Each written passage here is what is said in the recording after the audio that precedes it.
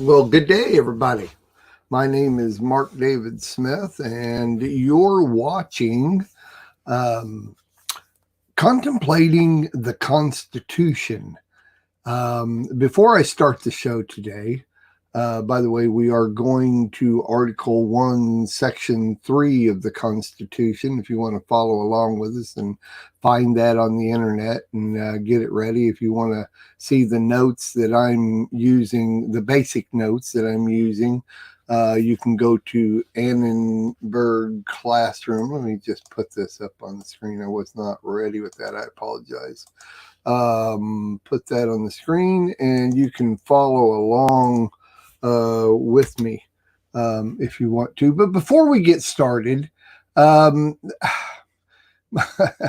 I want to read the lyrics to a song called Monster that I believe was in 1977. Was actually a very big hit song out in the classic rock world. But oh my gosh, I can't believe somebody's calling me right now. Can't do it. So I should have turned that off. Sorry about that. This is a song called Monster. It's by John Kay. The Oh my gosh, I can't believe it.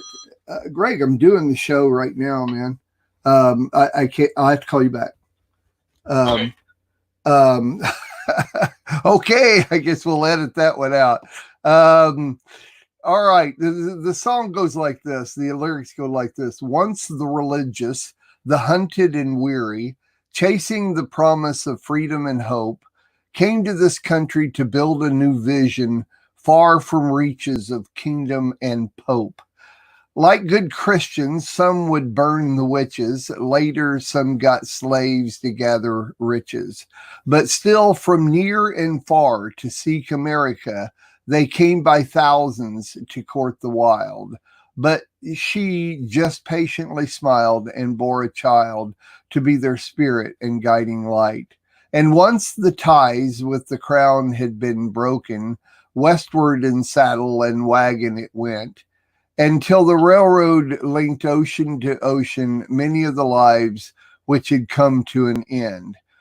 While we bullied, stole, and bought a homeland, we began the slaughter of the red man. But still, from near and far to seek America, they came by thousands to court the wild. But she just patiently smiled and bore a child to be their spirit and guiding light. The blue and gray, they stomped it. They kicked it just like a dog.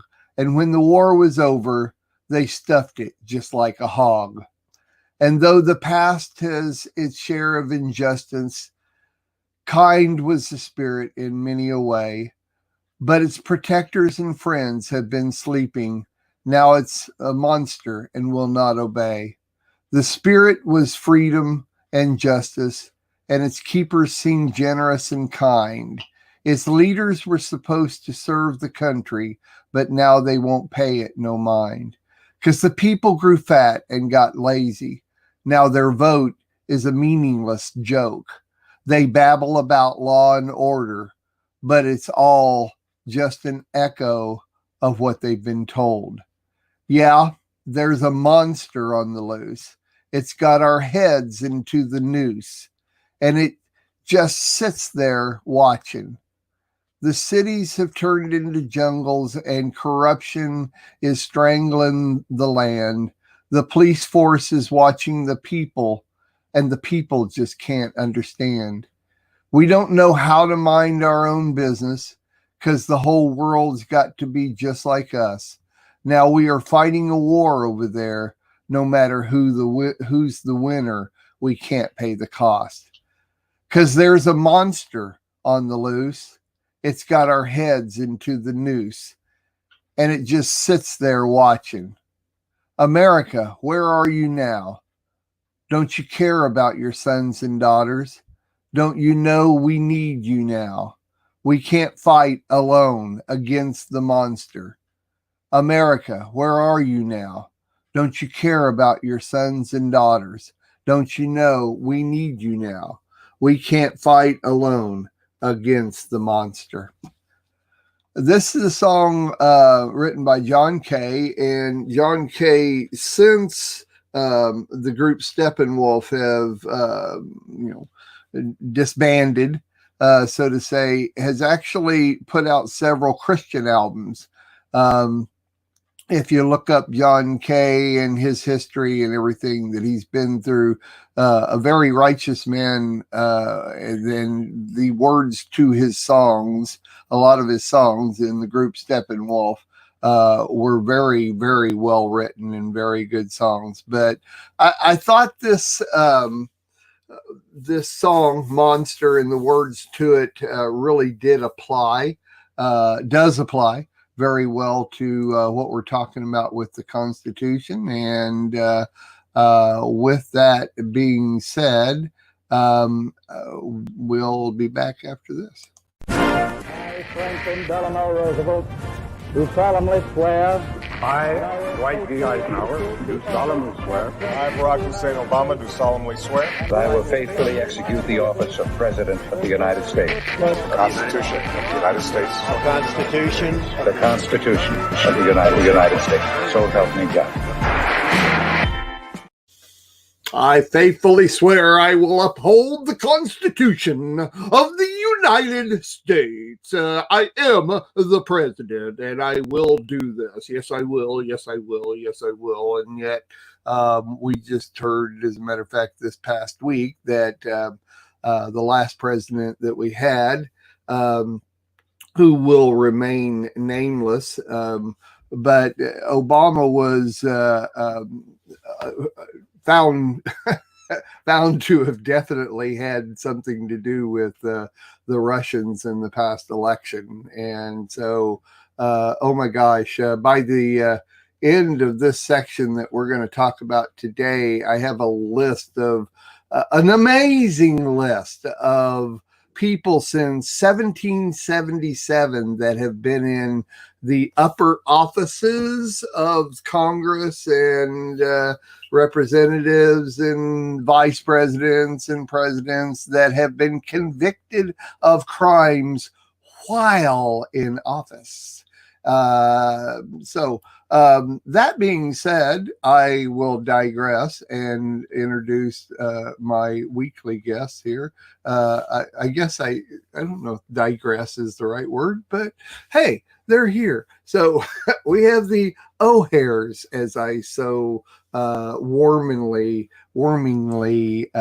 refer to them as, and Mr. James and Mrs. Abigail O'Hare is joining me on a weekly basis, and I really appreciate it because they know a whole lot more than I do.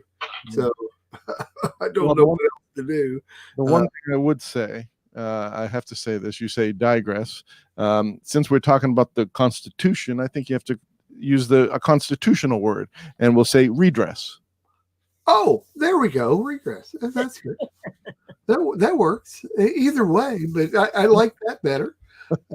Always. And we always get dressed up for you. So that's it. I actually put on red and white because the picture of George Washington has him in kind of a red overcoat and a white little. I would like to get me some white ruffles to wear for this show, but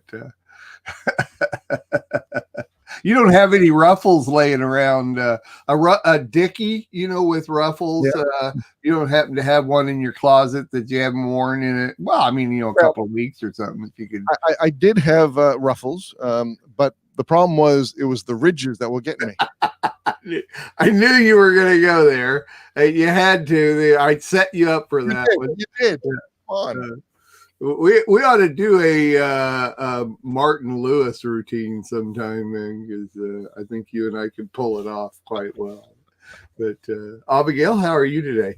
Doing great. I would like to use the word address. Address the topic. Let's address the topic.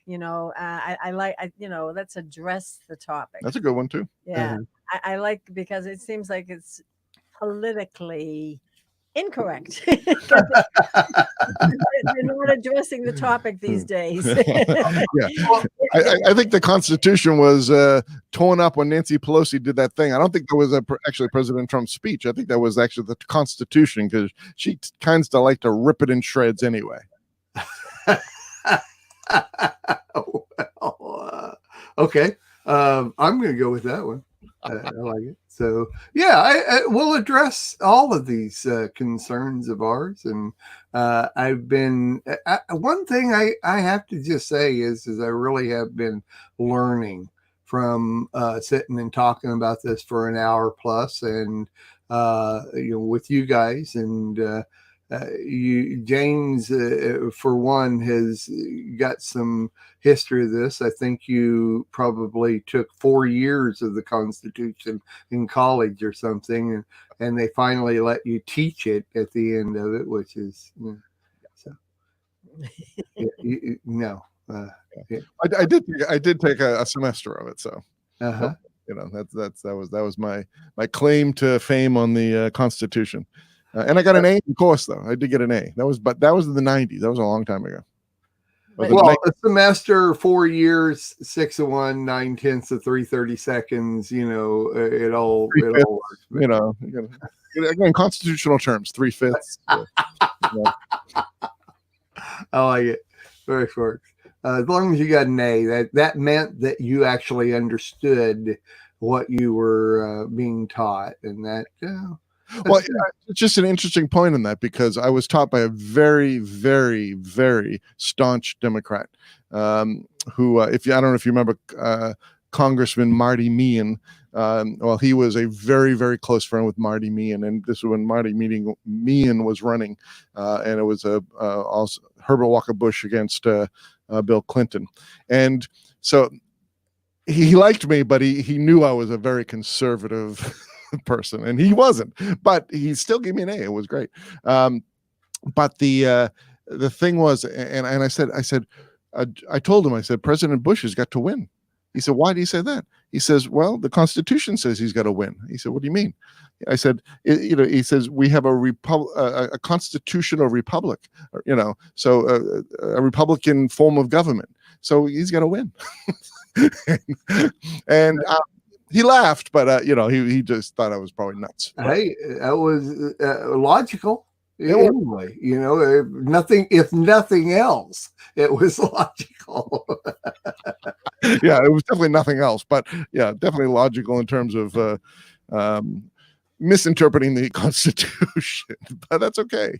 What I find that's interesting is I remember sitting around our table and having discussions regarding what was going on politically in the United States of America.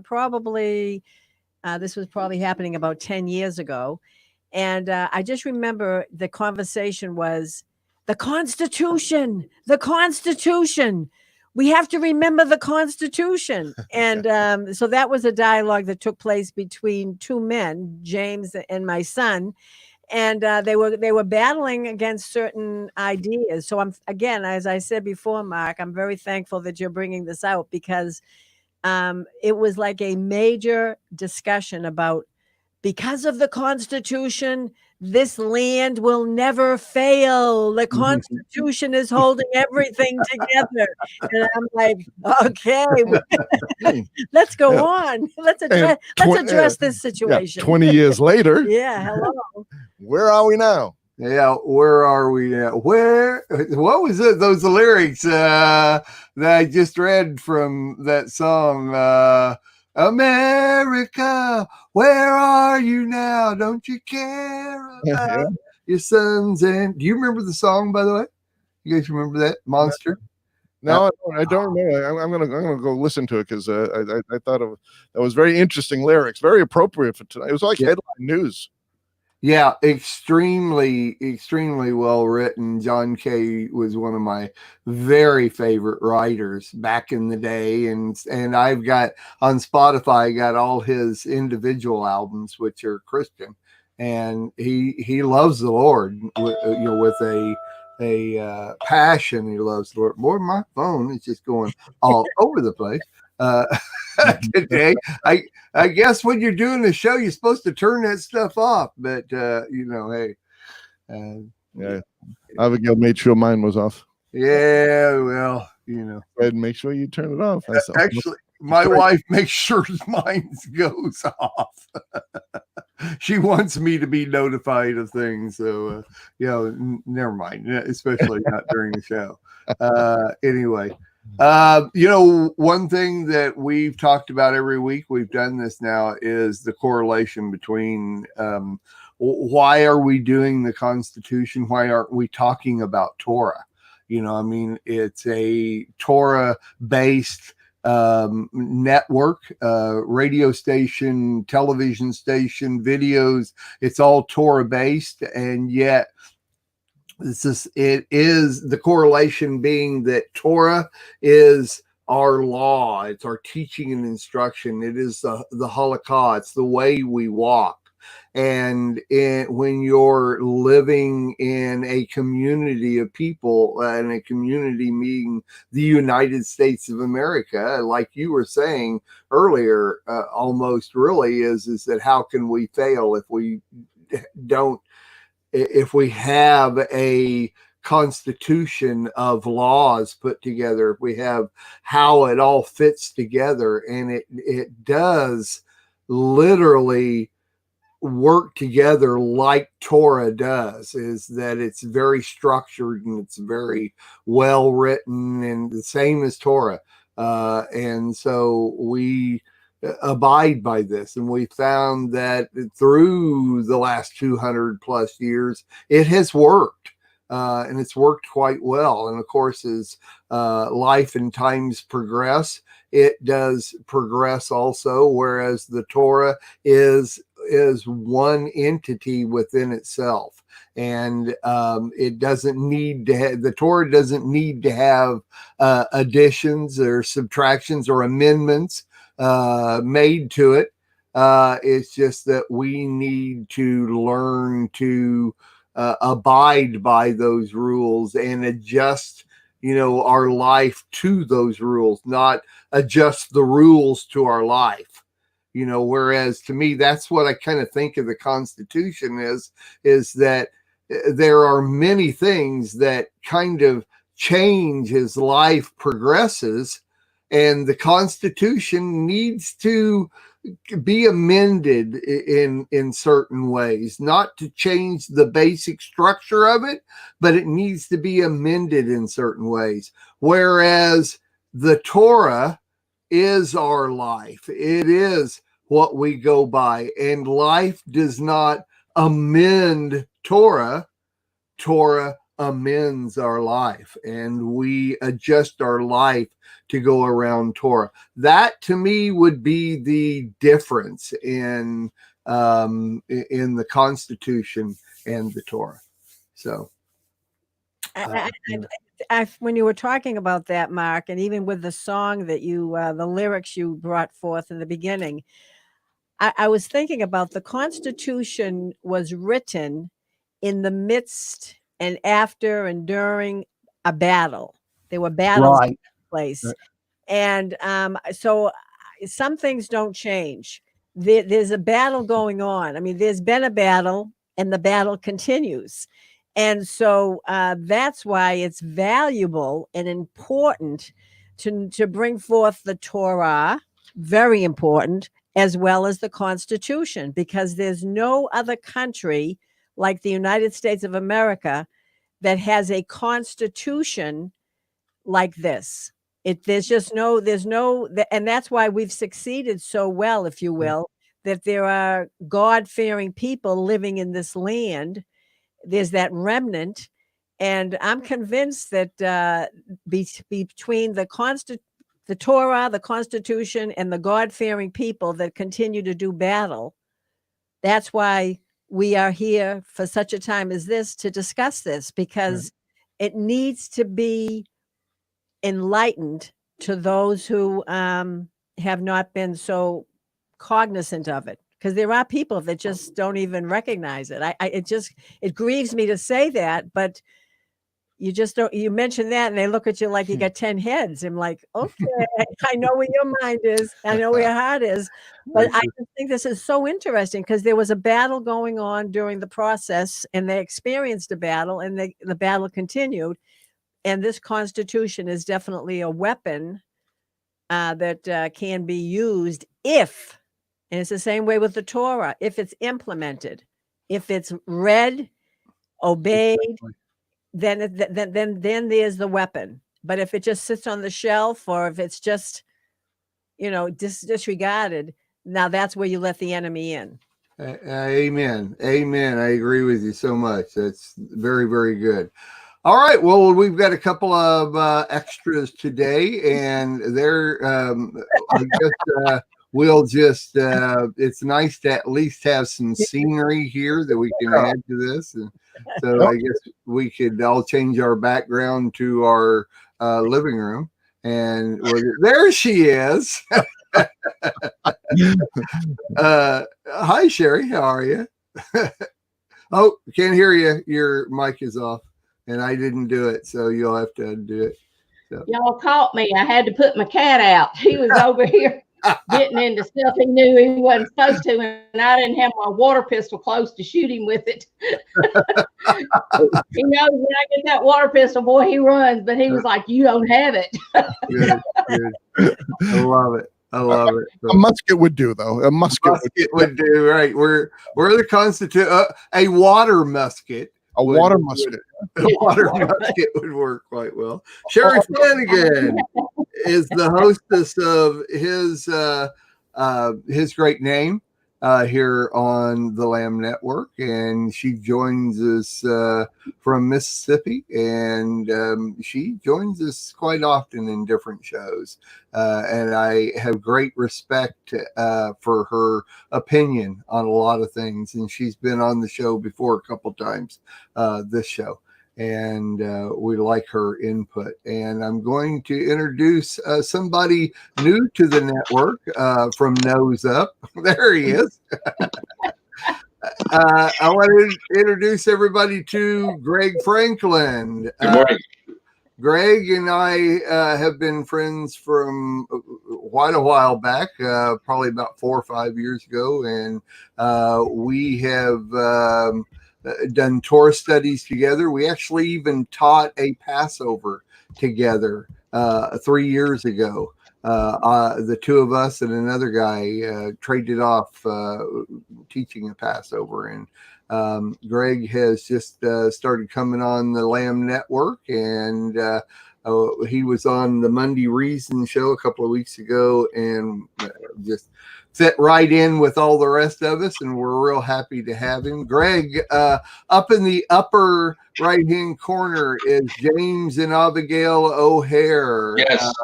Who have been with us almost from the very inception of the Lamb Radio Network. And, oh, wow. Okay. They do at least maybe 43 out of the 30 shows that we do on the Lamb Network. They're quite fluent within the network. What, Abigail? I said, you can't shut us up. And who would want to? Even when we're not on, we sit. The government. We're just waiting for that button to become red. And Greg said the government when I said who would want to say. And also, Greg, Sherry Flanagan over here to I guess maybe to your left. I never can tell. These are all backwards and everything. Right. And so Greg meet to James and Abigail, and Sherry, James and Abigail meet Greg. And yeah, I know we get Brady Bunch syndrome we got going here. So anyway, on with the show, and I really appreciate y'all joining with us. The one thing I want to make note here before we get started is I just love the backdrop green screen that the O'Hares have. Yeah.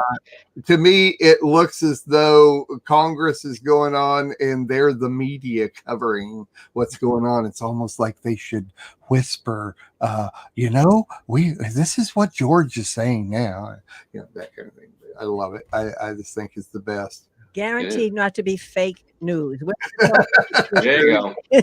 There you go. For sure. All right. Well, we're at Article 1, Section 3 of the Constitution. And once again, I am going to slip in the website where I get a lot of my notes. I've made my own notes, but so if you haven't seen that, it's now even up on the screen. I don't know if you can click on that in the chat, but you could copy and paste. Annenberg Classroom has done an amazing job, and so I've outlined their outline and using that. Anyway, last week we talked about the difference between the Senate and the House of Representatives and what they're involved in and what they're doing and all that type of thing. So we are going to go jump into this. Is mostly about the Senate. And so I've done a little bit of my own research on what the Senate is, who they are, what they do. And so I'm going to bring that up.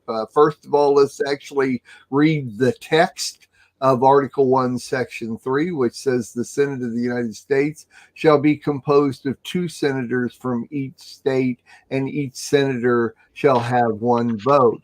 Immediately after they shall be assembled,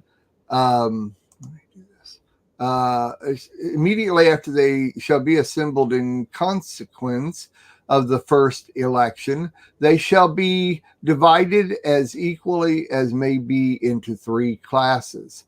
The seats of the senators of the first class shall be vacated at the expiration of the 2nd year, of the second class at the expiration of the 4th year, and the third class at the expiration of the 6th year, so that 1/3 may be chosen every 2nd year. No person shall be a senator who shall not have attained to the age of 30 years and been 9 years a citizen of the United States, and who shall not, when elected, be an inhabitant of that state for which he shall be chosen. Shall not. Yeah. Okay. The vice president of the United States shall be president of the Senate, but shall have no vote unless they shall be equally divided. The Senate shall choose their other officers and also a president pro tempore in the absence of the vice president, or when he shall exercise the office of the president of the United States. The Senate shall have the sole power to try all impeachments. When sitting for that purpose, they shall be on oath or affirmation. When the President of the United States is tried, the Chief Justice shall preside, and no person shall be convicted without the concurrence of 2/3 of the members present. Judgment in cases of impeachment shall not exceed further than to removal from office and disqualification to hold and enjoy any office of honor, trust, or profit under the United States. But the party convicted shall nevertheless be liable and subject to indictment, trial, judgment, and punishment according to the law. That is the text of Article 1, Section 3.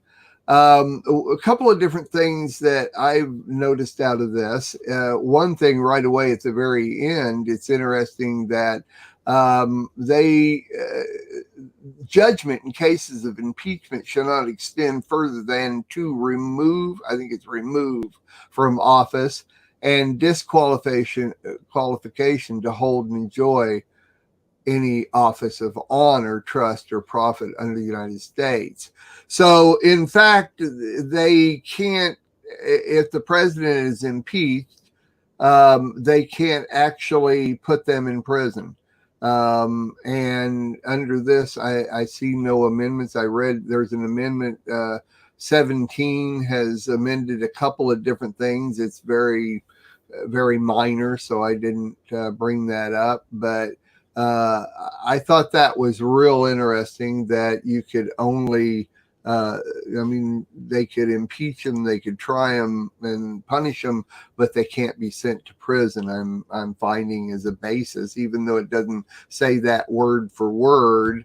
I remember a season of 24 when the president was impeached, and they just made him at house arrest in a house for a while. And I'm sure 24 abided by all the laws of Congress. So that was a joke. Everybody should have got that. Anyway, Senate and powers and procedures. I did. I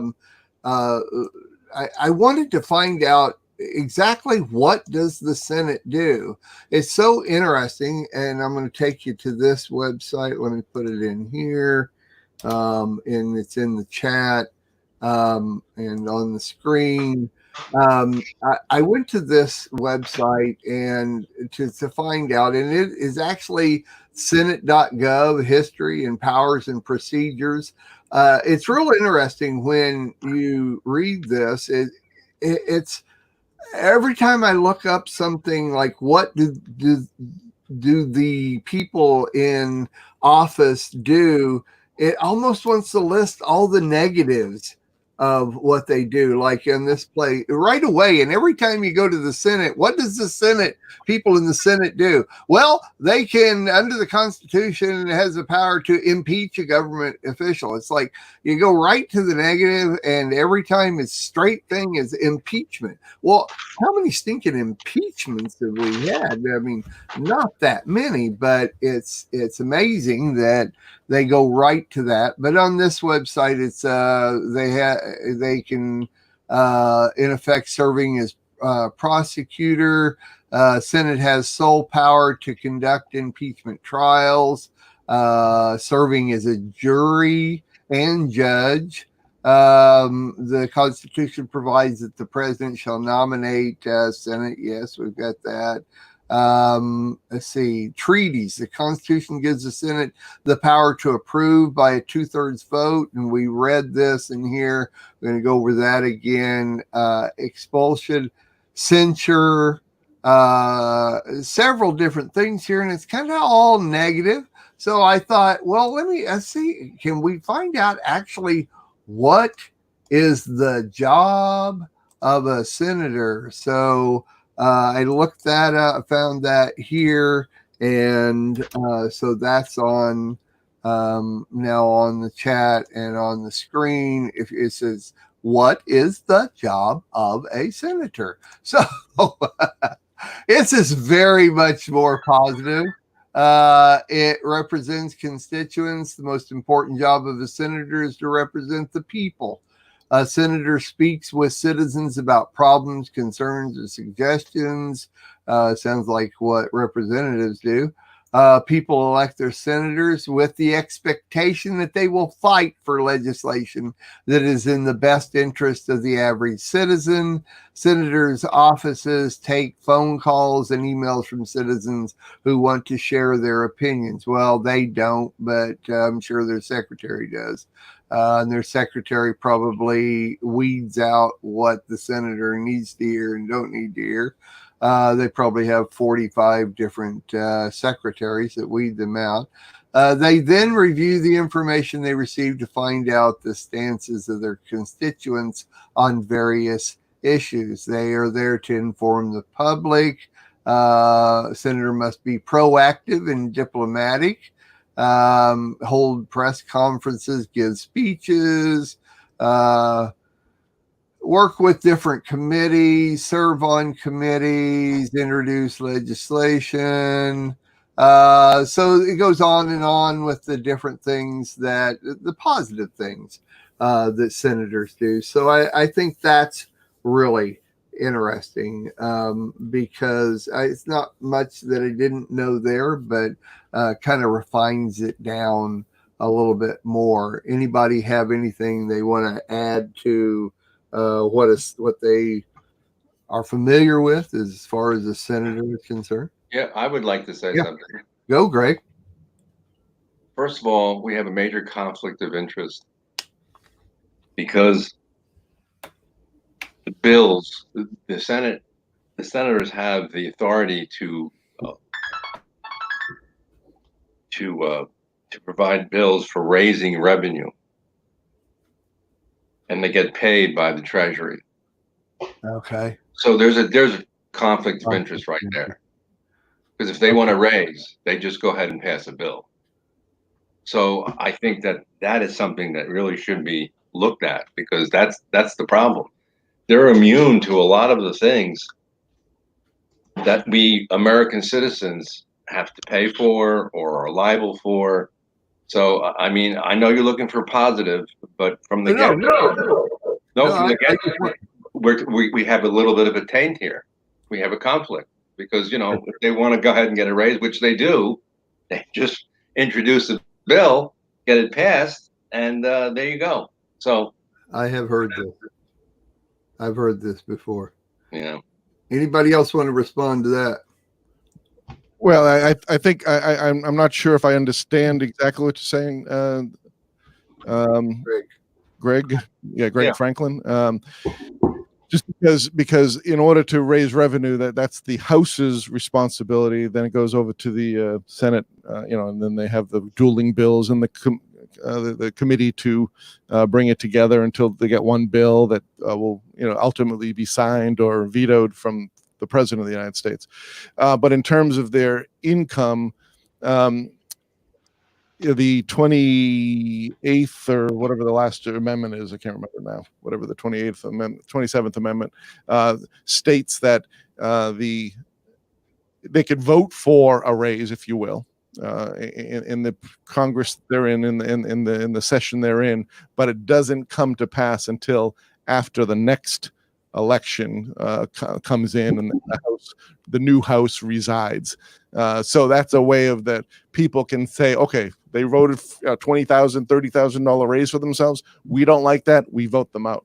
Okay, is my understanding of the Constitution. So there's stopgaps and buffers.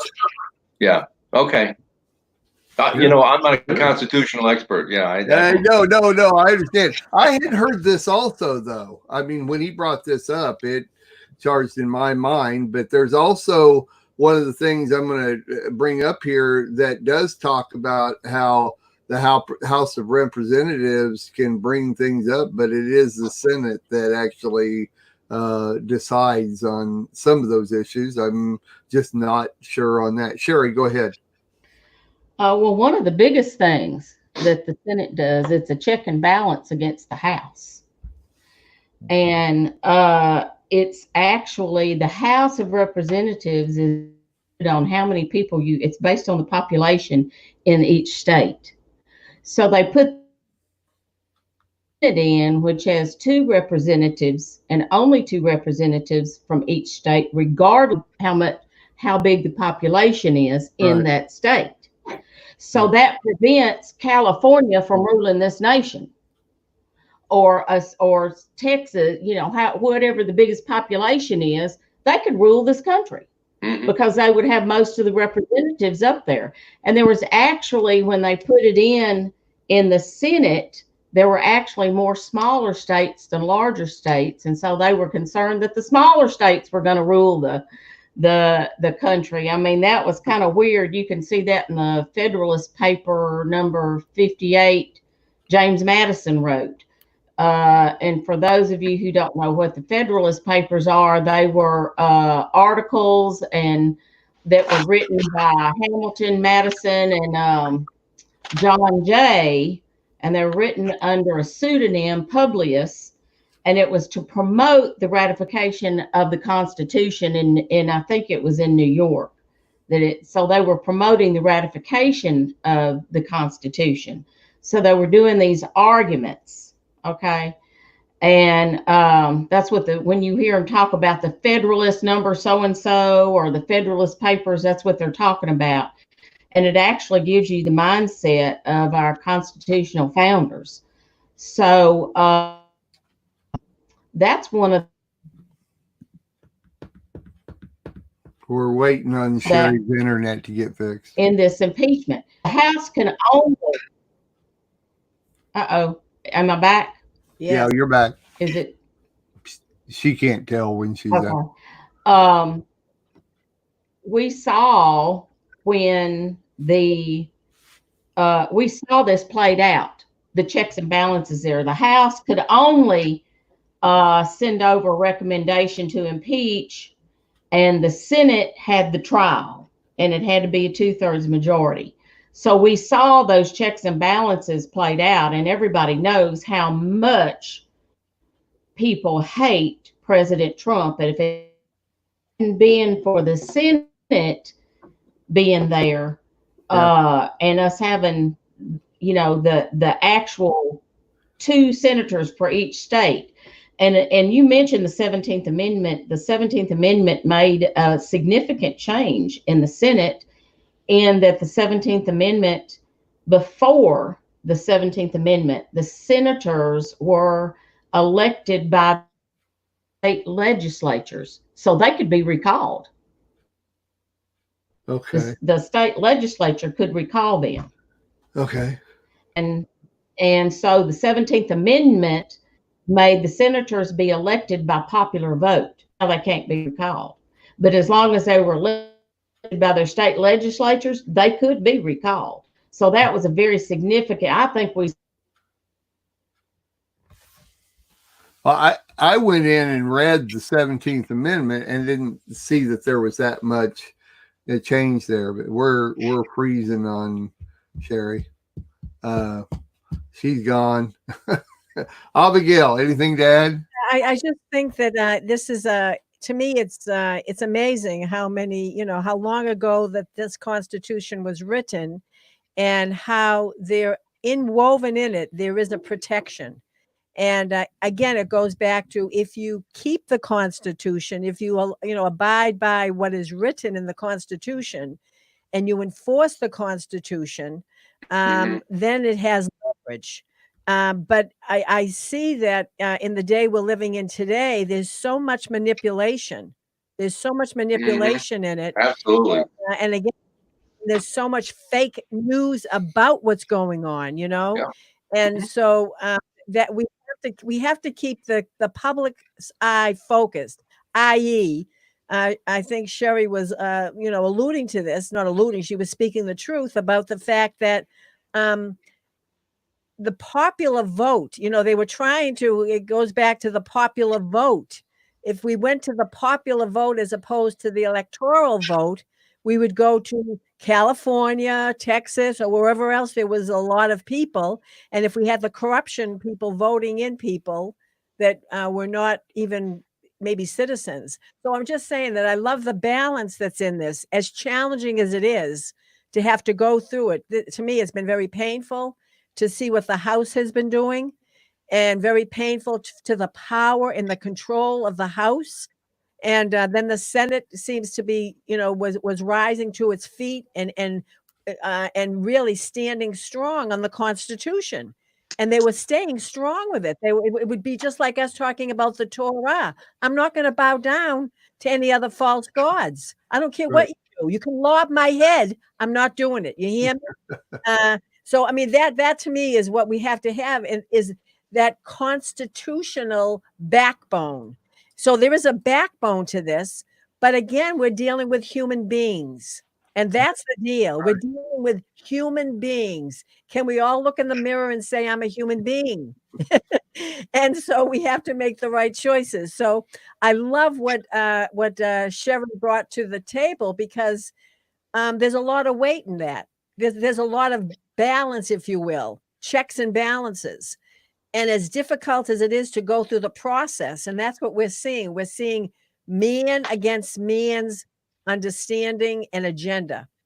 And if the people that are in office have the agenda to keep the Constitution and to serve the people, it just brings a thank you relief. But when we see the backbone of someone that wants to destroy the Constitution and destroy America, then I don't know about you, but again, James says we probably would have gone through many televisions, because if he didn't hold my hands back from the brick that I was going to throw through the television, which wouldn't have done any good other than a lot of mess and have to buy another television. With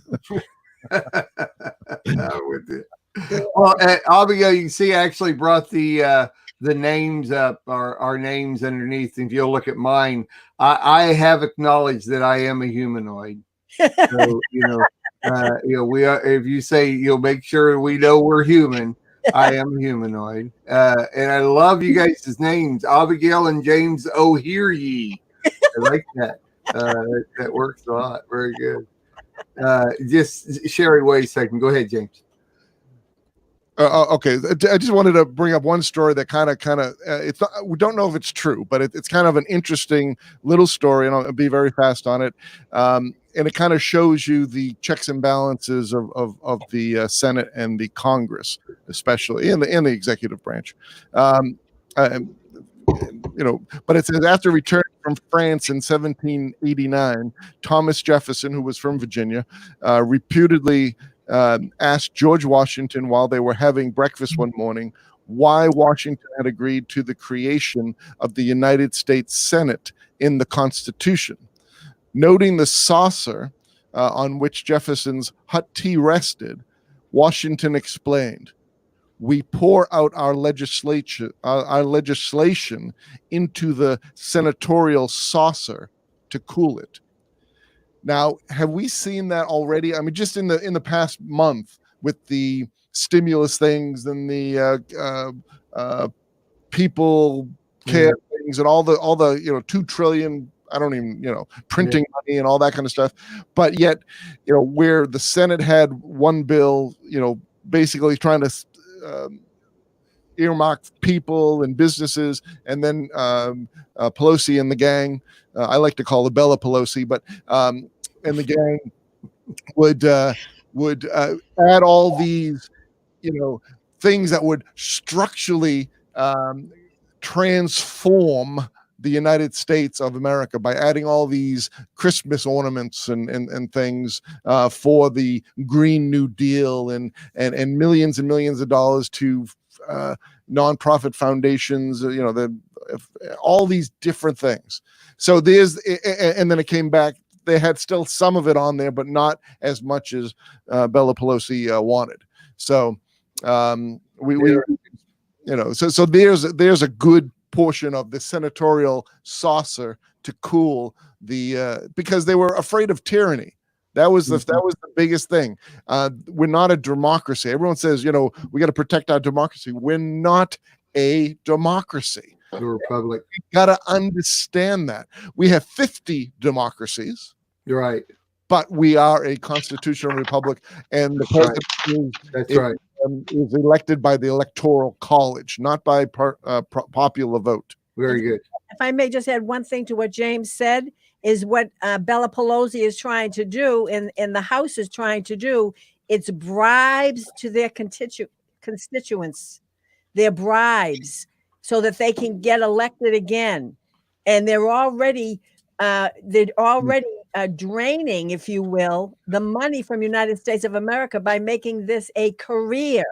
These positions, they're draining the finances of United States of America by doing nothing but bribing and lying and manipulating. And what James says is they wanted to conform. Was it actually transform? Transform, and that's a truth. What they're saying, they want to transform the United States of America into something other than the United States of America. They want to destroy the Constitution.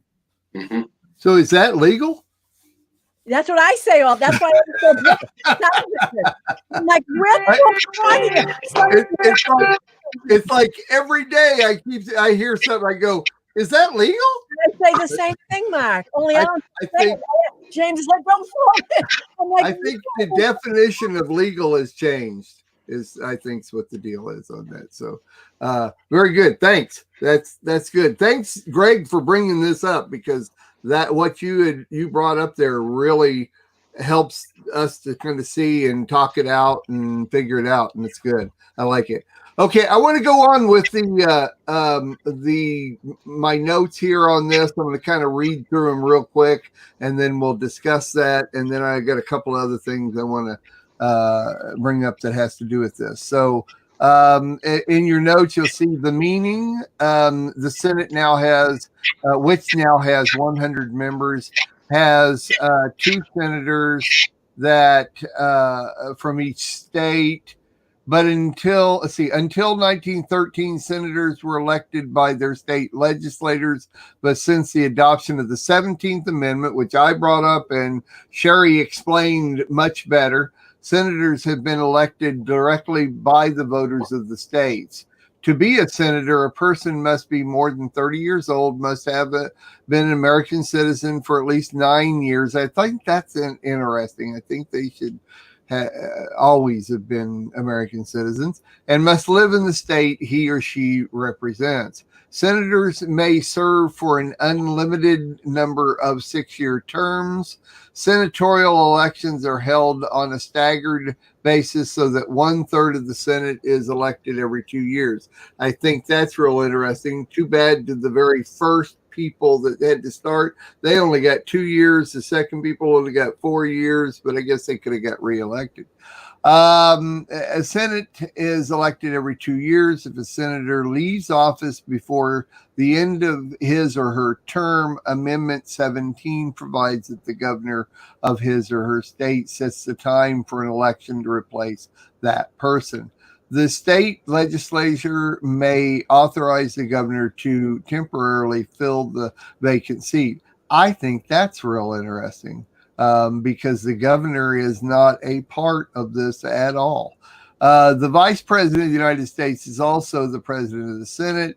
He or she normally has no vote, but may vote in a tiebreaker if the Senate is divided on a proposed bill or nomination.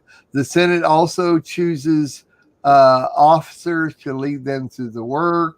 One is the president pro tempore, president for a time, who presides over the Senate when the vice president is not available, and as in the Speaker of the House, is in line succession should the president or vice president be unable to serve. Although the House of Representatives brings charges, this is what I was talking about earlier, though it really doesn't go along with what we just talked about. Although the House of Representatives brings charges of impeachment to remove a president, vice president, or other civil officer, such as a federal judge, it is the Senate that is responsible for conducting the trial and declining whether the individual is to be removed from office.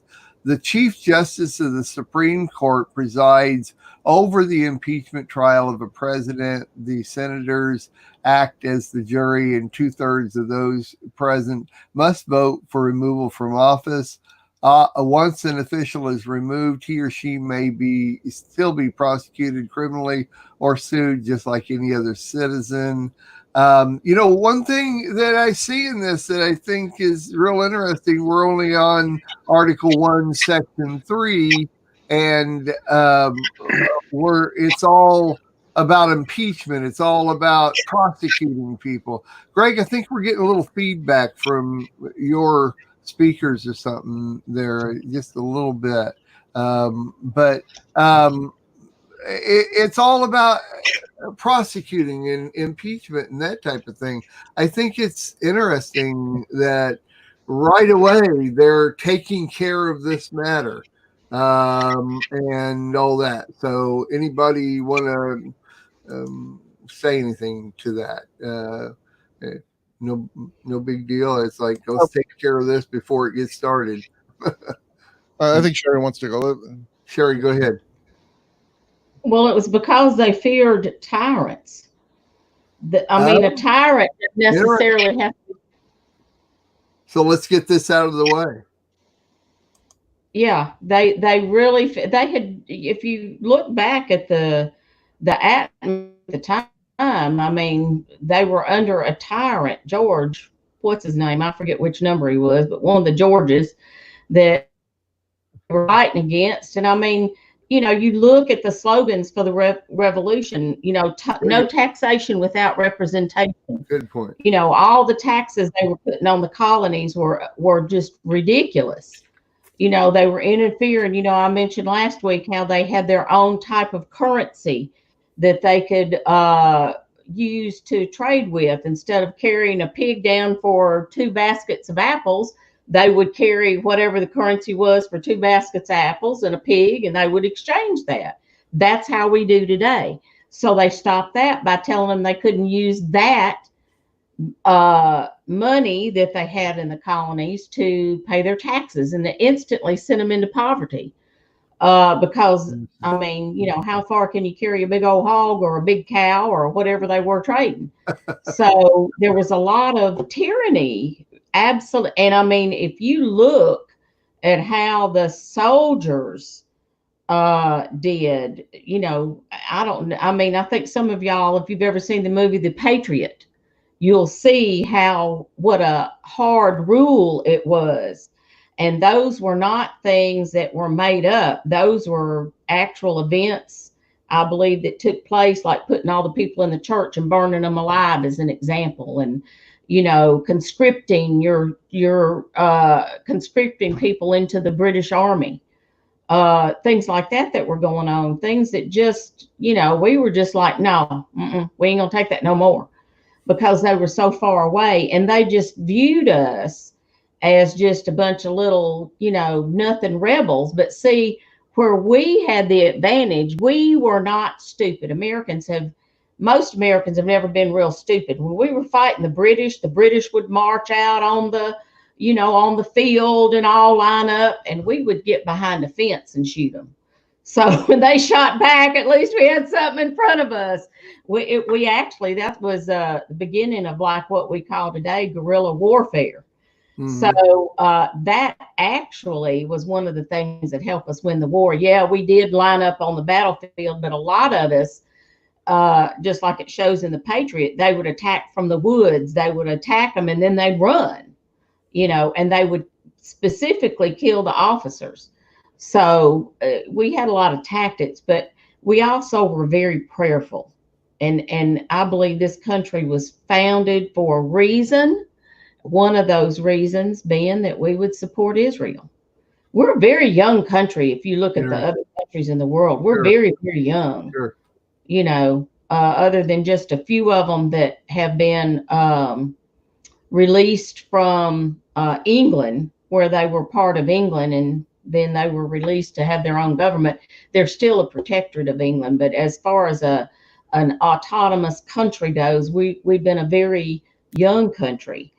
And I go back to this is just a funny that I found out when I did the thing on the Pilgrims, but we learned early too that communism and socialism does not work. I think we need to send AOC and some of them people that have not been educated, I don't care if they do have a certificate, of what our forefathers founded, is that when they all came over here and they tried to hold everything in common, and then they found out they only planted so many acres of food, and it wasn't enough because the guys that didn't think they ought to work for the guys that had 7 kids, and the people that had 7 kids didn't work as hard because they were expecting the younger guys to work for them.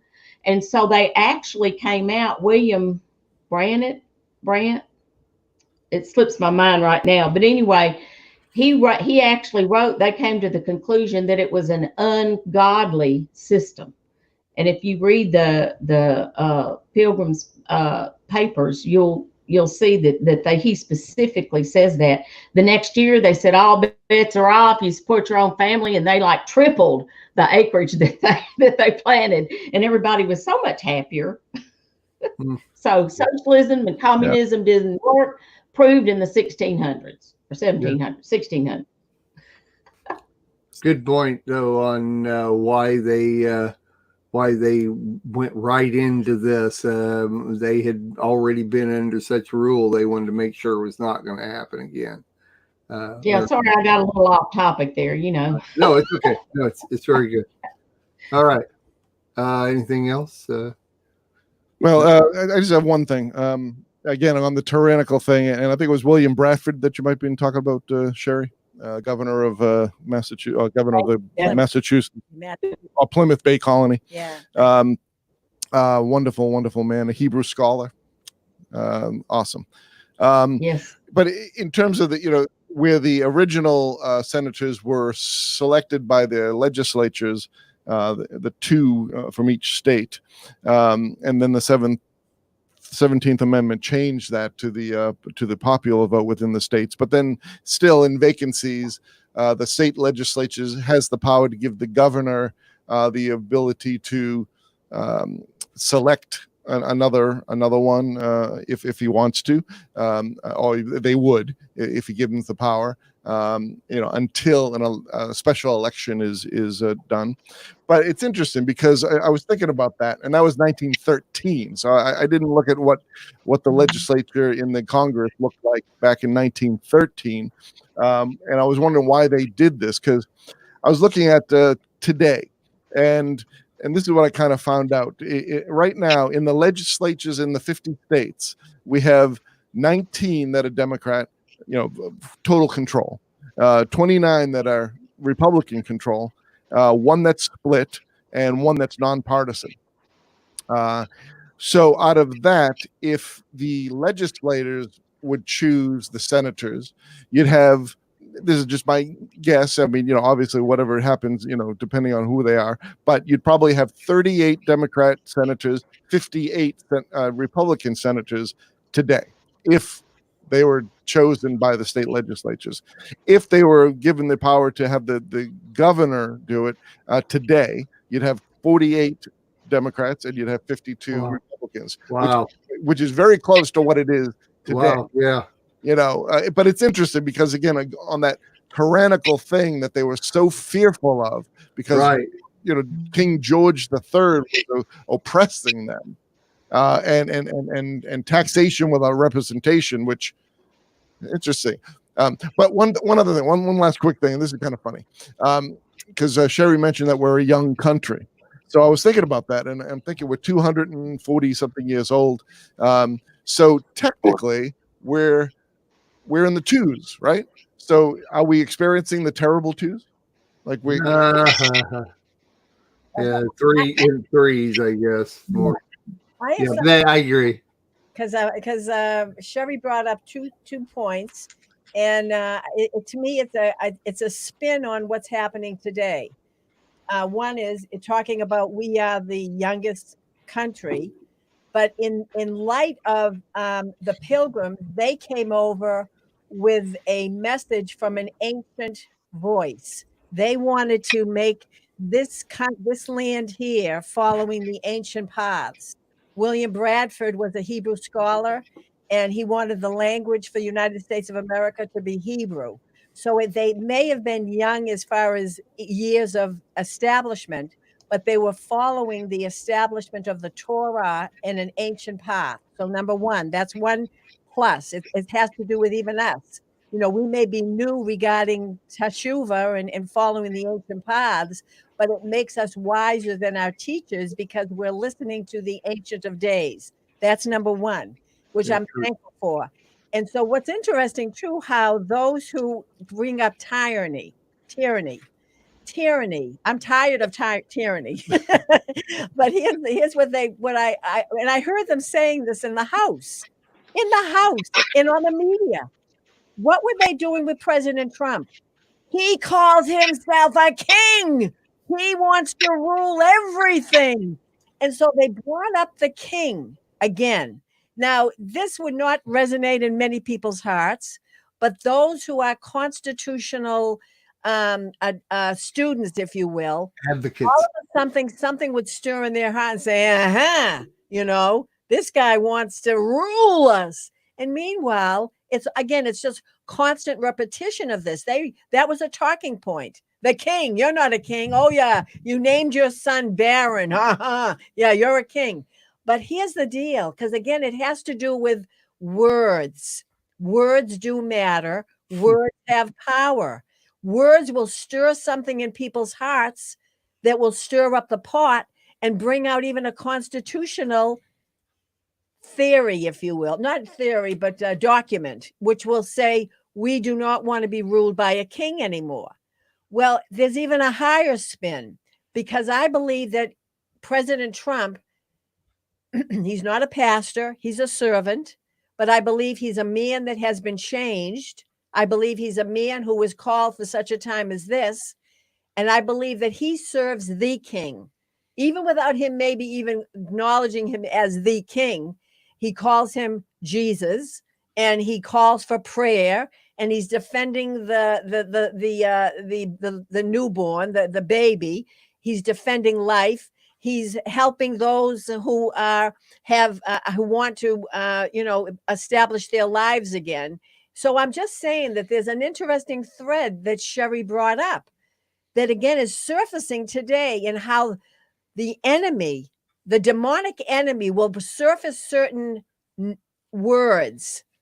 Remember, the words do matter, and the tongue does matter. And I always say this around our house: your tongue is telling on you. I'm hearing what's coming out. Your tongue is telling on you what's in your heart.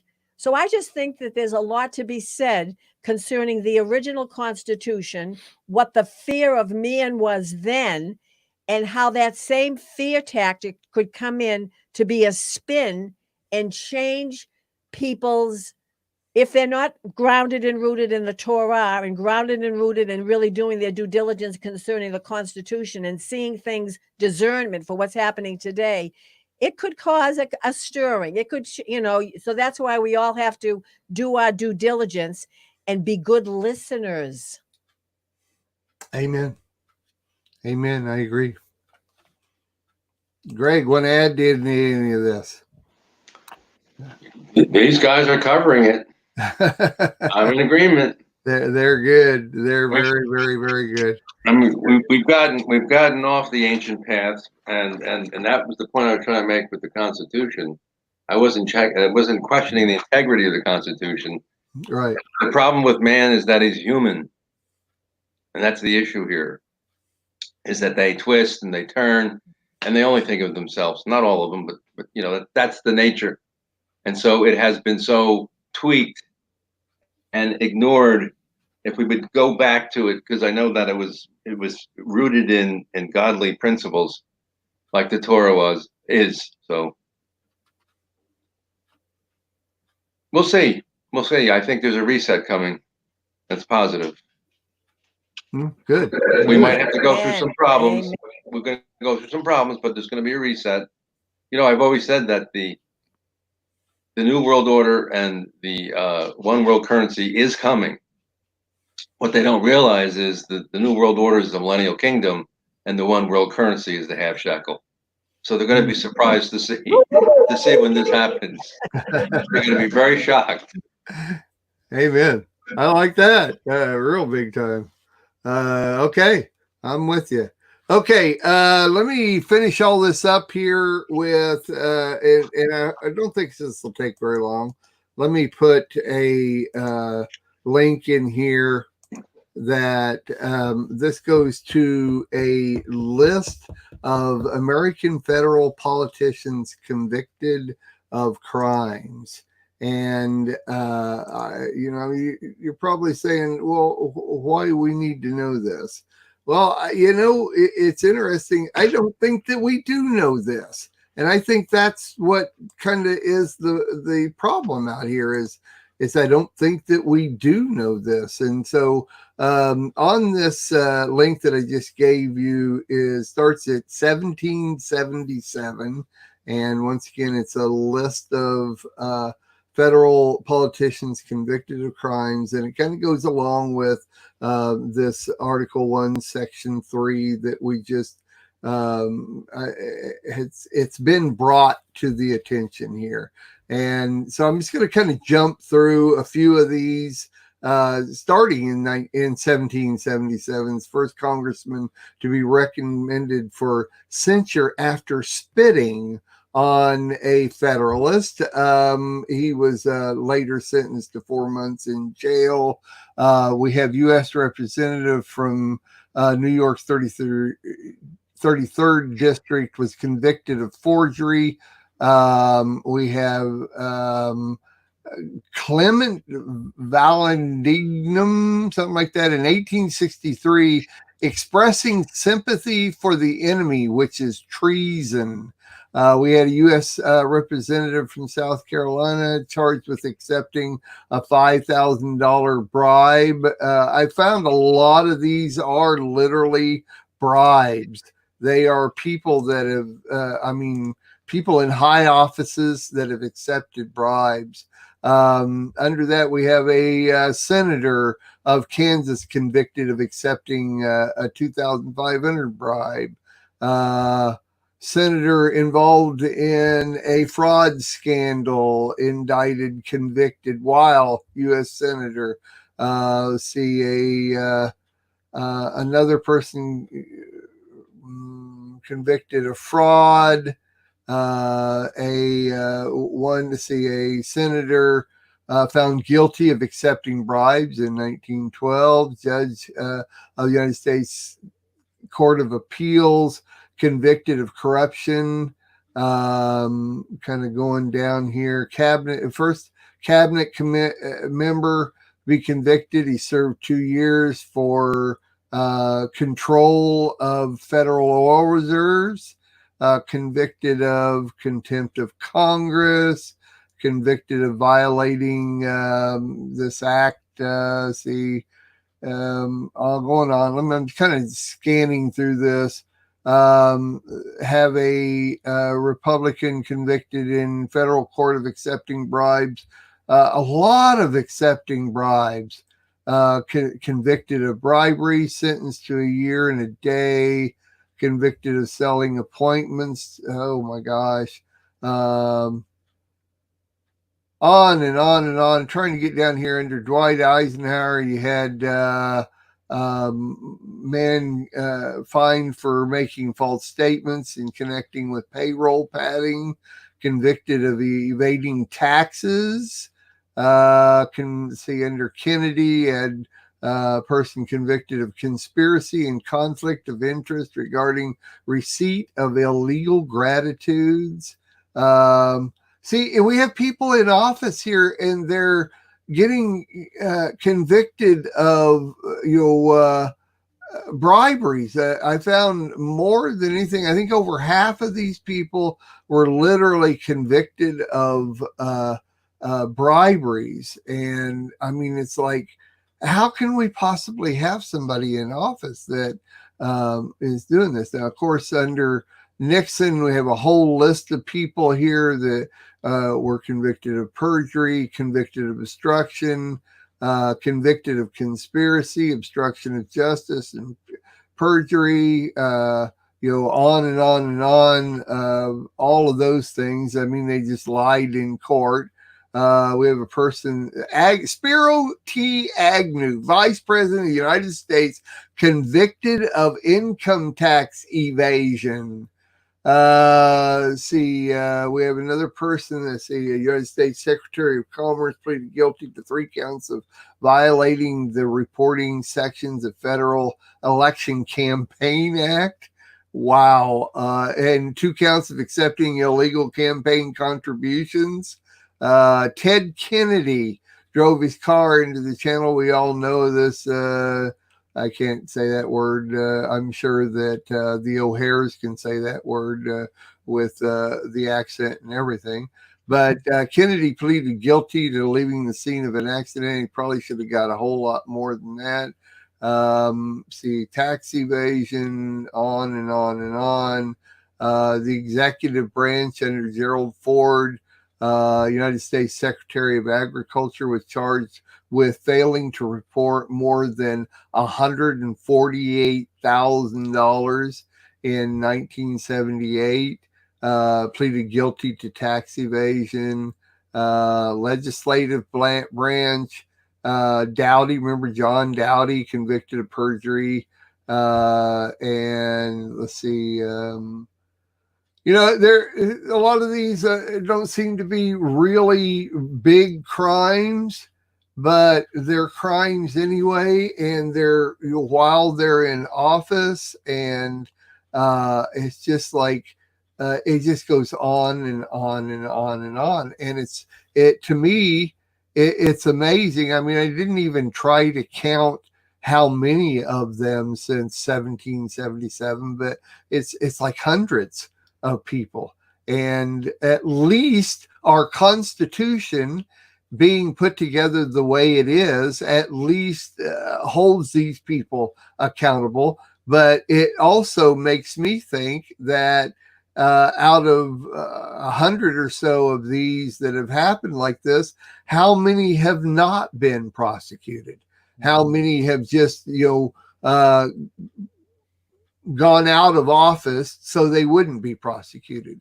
You just don't know. But anyway, so many of them, and I think it's just wrong. First of all, so many of them took bribes to go one way or the other, and it's like, to me, the integrity behind that is almost worse than anything else that you could have done while you were in office, because then at this point, how in the world are we even possibly supposed to trust that you're doing what you're saying that you're going to do? So let me open it up as we kind of finish. We're at the top of the hour. I mean, we can go as long as we want, but anybody want to respond to any of this at all? Yeah, good thing that doesn't happen. Good thing that's not happening today. That was the past, and I like your history lesson, but good thing we're okay today. So you're saying you think that everybody in office now has actually learned from the people that's gone before them, is what you're saying? Yeah, and money corrupts people. It's just the way it is. It's really sad. Well, how about power? To me, it's that money is power. Yeah, money is power. I get it, but they're in office. The arrogance of being in office, and I can basically do whatever I want, even though I'm untouchable. Yeah, I'm untouchable. Yeah. Absolutely. Yeah. Well, they're not. You can't touch this. Yeah,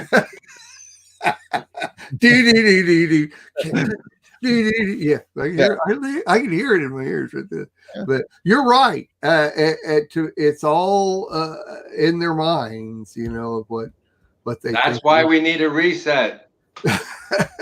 Where's the reset button? Yeah, reboot. I know where my reboot button is. Restart. Yeah, all that. James. Yeah, we're trying to speak here. And now we know we have arrived when we use an MC Hammer. Exactly. Alluding to it, hammer. I mean, it doesn't get better than that, does it? That's right. But the Massachusetts way, I was just looking through all these things. It was interesting because really kind of before, Eisenhower and before, something like that, before Kennedy, most of, I didn't count, so I don't know, but there was some, but a lot of them were Republicans, which was interesting that were, and then after Kennedy, there was a lot more Democrats obviously there was a ton of Republicans in the Nixon thing with the Watergate whatnot. But I just noticed this one thing, and this is just the Massachusetts way, and this is what I can't stand about this state. You mentioned Kennedy. I mean, he killed a woman at, I think you referring to Chappaquiddick? Yes. Very good. Thank you so much for saying that word, Mr. Massachusetts. Yeah. Well, I won't quit it now, but there was a Thomas J. Lane, Democrat from Massachusetts, who was convicted of evading taxes on his congressional income. I mean, how do you do that? But I mean, he served 4 months in prison, but the good people of Massachusetts elected him 3 more times after that. No stinking way, man. But look at Kennedy. No stinking way. With the baggage, or as Gail likes to say, the baggage, as with Kennedy. I mean, he was like from the Democrats' point of view, he was the saint of the House, of the Congress, of the Senate. You know, the lion of the Senate, he was called. Yeah, he was lying. He lied a lot. So I agree with that. But I don't think they meant it that way. But for Massachusetts to keep on electing him year after, 6 years after 6 years after 6 years, and this guy, a congressional, but but there was a Speaker of the House in the state legislature here too, for many, many years. He was a crook. He was part of the mafia, the union, the this, the that. DeLeo, I think his name was, and he kept on getting elected after elected, and he was caught for bribing and this and put, little handouts and taking care of his friends, but yet he was elected Speaker of the House time and time again, and also by the people of his district. That's Massachusetts. Welcome to Massachusetts. Really? That's politics. Welcome to politics. Yeah. Because politics, a bribe blinds the individual. It blinds them. There's a blind. That's what the Bible says. That's what the Word of God says, that for a bribe blinds the discerning and perverts the words of the righteous. So it's a spiritual battle, a bribe. It's a spiritual battle that goes on. It went on from the very beginning, right? What did Satan do, Hasatan do to Hava and Adam? Bribing with the fruit of the tree of the knowledge of good and evil. And then with the words, did God really say that? And so and also deceiving them, because a bribe will deceive. So why are these people constantly elected? Because they are being bribed with favors. They're being bribed with money as well as favors. Now, there's a spin on that too, because a servant will want to help somebody. A servant will want to help somebody. And so that's not a bribe. When you reach out your hand and you want to help somebody, not to bribe them into deceiving them so that they can have political favor, but they want to help somebody. So again, the demonic deception spirit will try to twist that and show that everybody is bribing. No, everybody's not bribing. Some people are telling the truth and want to help. They want to help. They're not bribing. They're saying, like the Father said, I hear the cries. I hear your cries and I'm going to help you. That's not a bribe. That's saying I want to help you. But the mindset of a politician politically, when they do things like what we're hearing about in the House now, how they want to give all this money to these various companies and the one abortion clinics and other areas, that's a bribe to get a vote. You give them money. Not to mention illegal aliens. Yeah, all of it. It's a bribe to get a vote, to put, again, more people who have an evil mind and an evil heart that are just out for it for themselves. They just want it for themselves. How did that work for Judas? Judas was bribed with 30 pieces of silver. How did that work for him? It blinded him. Is that legal? Blinding or bribery? If you give with the motive of receiving, you're not giving. It's that simple. If you wanted something in return, that's not really true love. It's unconditional. Well, Luke 6:38 says, "Give, and it shall be given unto you. Good measure, pressed down, shaken together, running over, shall men give into your bosom. For with the same measure that you meet, it shall be measured unto you again." Just because it says that doesn't mean that you take that scripture and use it for your own good. You give because God has set forth that stability, that plan, that's the way it is. The Holocaust of it all.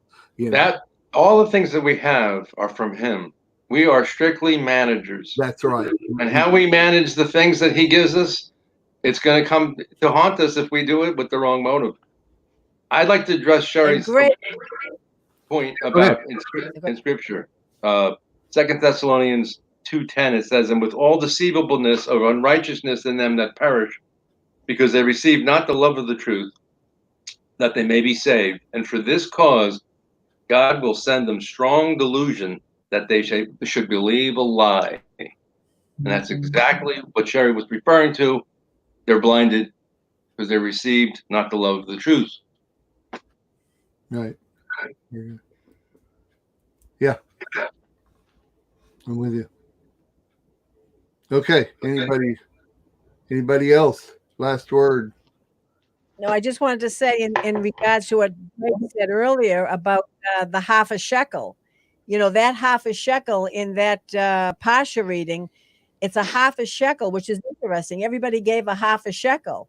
Why a half a shekel? I'm of the persuasion that you give a half a shekel and the Father puts his half in there and we're united. You know, there's a unity there. There's a unity between the creator of heaven and earth and us, because we are willingly with our heart to give what Mark was saying, not using it manipulatively to seduce people and put kind of like it's a seducing spirit. Some people, I'm not saying everybody, I'm not saying everybody, but there's some people that use it as a manipulative way, and just let that go. But I just see that with getting back to the Constitution, that the bribe is very, very active today in politics, and it's done in a very manipulative. Yeah, that is politics, right? Bribery equals. I agree. And that's why I voted for President Trump, because he's not a politician. That's right. He's a businessman. He's a businessman. That's right. Exactly. He wanted to set this nation up, and he works hard, and he wanted to help the people. He said one word. He said a lot of things that really stirred my heart. But one thing that he heard, and it sounded like it came from the mouth of the Most High, I heard the cries of the people, those people who had been oppressed, that weren't able to start their own businesses, that weren't able to work. And I heard their cries, and I want to help them.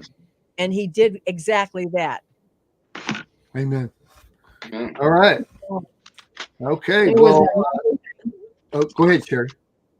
There was another thing on the list that you were reading, and I thought it was very interesting, because if it had been any of us, we'd have been in major trouble. The House banking scandal in 1992, the House of Representatives Bank found that 450 members had overdrawn their checking accounts but had not been penalized. So, and the House Ethics Committee singled out over 20 of them personally, and 6 were convicted of charges. So I think that's interesting, because, you know, if we all get overdrawn at our bank, I mean, they ain't no escaping that. I mean, they hit you with that 35 or 40 bucks or whatever it is, you know. But some people can fall into a bribe. It depends on, and I'm not defending anybody, but there are so many different views of a bribe. Some of them are outright, and some of them they're like, well, I didn't know that was a bribe. There may be some of those in that, just saying that they were convicted and didn't realize it. Now, most of them did, you know, but, you know, as long as. Who knows the heart of men? Yeah, and care. Well, God only knows. God does, yeah. And the heart is deceitfully wicked. Wicked. There you go. Jeremiah 19:17. The character matters. And we seem to have forgotten that. Character matters. If you got some rascal up there in Washington that's misbehaving, why are you reelecting him? Well, I'll tell you why. We elect what we're familiar with. We don't want to change. It's so easy to punch the button than do our due diligence, like Abigail says, and do our research on that. So, you know, as long as we're on this earth, we're going to have sinners. We're going to have sin. It's all the sin issue when you get just right down to it. But character does matter. And I tell you personally, when Trump got my vote, when Hillary Clinton stood up and said, well, it's okay to have an abortion, he immediately spoke up. He said, it's not okay with me. And I said, I'm voting for you. He's the first politician I have ever heard be that direct on that one issue. I remember that. Yeah. Everybody else has squirmed and squirreled around. Well, you know, there might be, or blah, blah, blah, or whatever. Do you know who James Robinson is? Yeah. The preacher. Sure. I heard him Yes. say one time that his mother was raped, and that's where he came from. Now, if he had been aborted, look at all the good he has done for the kingdom of God. That's right. So even if people have that background, it doesn't mean that they won't be blessed of God and that they won't walk with God. So, you know, I heard him say that one time. Now, I hope I didn't hear him incorrectly, but I thought I heard him say that because he was talking against abortion, and he said, that's, you know, that's where I came from. I remember something similar to that. I don't remember exactly. I remember exactly. Mhm. Yeah, he did say that. If Definitely there's said that. life, that life deserves to live. Right. Anytime God gives life, that life deserves to live. It's his life. Go ahead, Greg. You had something you were going to add. If the majority of the people in leadership are crooked and there's an infraction, who are we going to get these leaders to come to the table to indict anybody? They're all guilty. That's the problem. They're all in it. It's one big, huge family. We got it. The swamp has to be drained, and we need a reset of godly people. And we need to get back to the Constitution that was founded on godly principles, and it needs to be administered properly. It's that simple. Amen. But, you know, we've had 6,000 years, and we just can't seem to get it right. We just seem to be getting deeper in the mud, and that's why we need a reset, a divine reset from above. And I'm looking forward to that day when the Torah is going to be reinstituted, and we'll be all in the land. So can't come any sooner. And very soon we are going to see the King. Yeah, that's a good song. Soon and very soon. I'm with you. Well, you know, All I want a king over me, but I want that king over me. You know, That's right. That's right. At one That's point, right. cried out to God for him no longer to be king over them and to put a man in so they could be like the other nations. Well, that's exactly what happened to us. We became like the other nations with a lot of these wicked people over us, and it was only the goodness of God that gave us some good kings.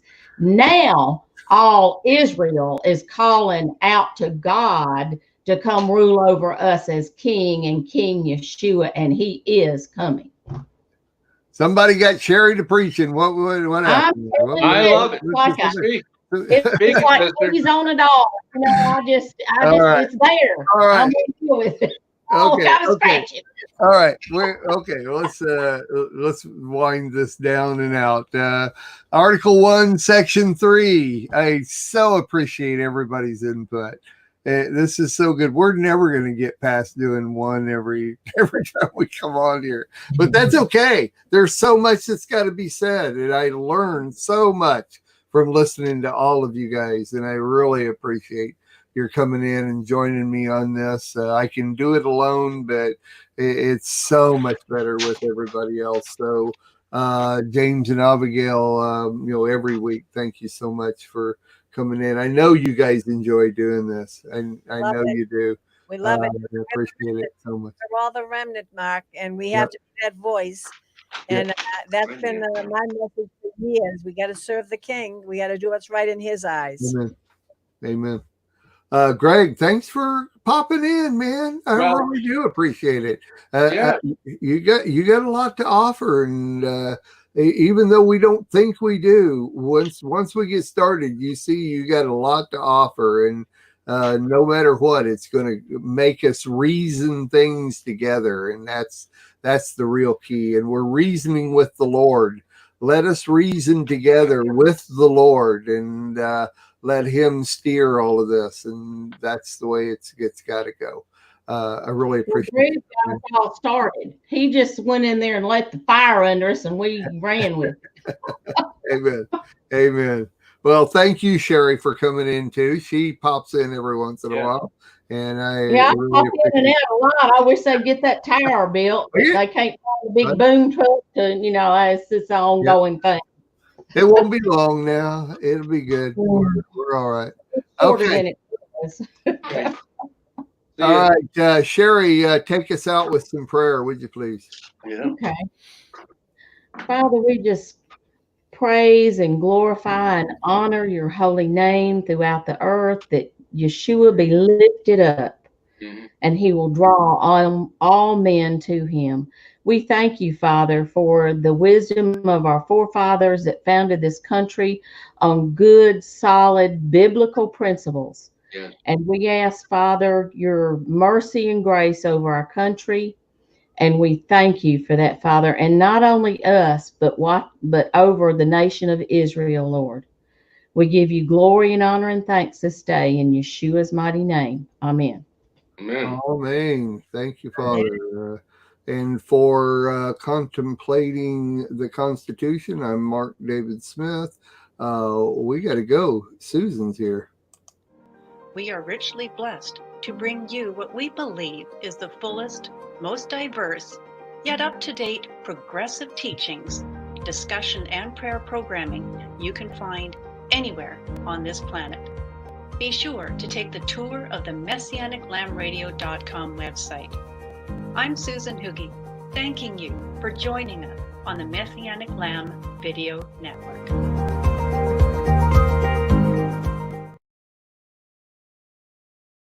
I, Franklin Delano Roosevelt, do solemnly swear. I, Dwight D. Eisenhower, do solemnly swear. I, Barack Hussein Obama, do solemnly swear. That I will faithfully execute the office of President of the United States. The Constitution of the United States. The Constitution of the United States. So help me God.